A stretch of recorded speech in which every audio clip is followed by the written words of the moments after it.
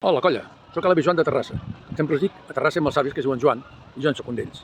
Bé, ara us ensenyaré on soc avui. Mireu, això és el mercat de Martí l'Humà. Es fa tots els dimecres aquí a Terrassa, a l'Avinguda Béjar. Com podeu veure, aquí això és molt llarg. Molt llarg. Hi ha parades de tot tipus, sobretot de tèxtil, Un moment que ara passaré a l'altra banda perquè això ocupa dos carrers. Bueno, dos carrils de carrer. Això és l'Avinguda Béjar, que és molt ampla, i això ocupa la zona del mig.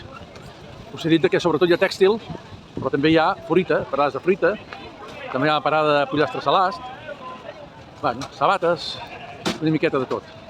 Aquí podeu veure el que us deia dels dos carrils, o dels dos vials, vaja.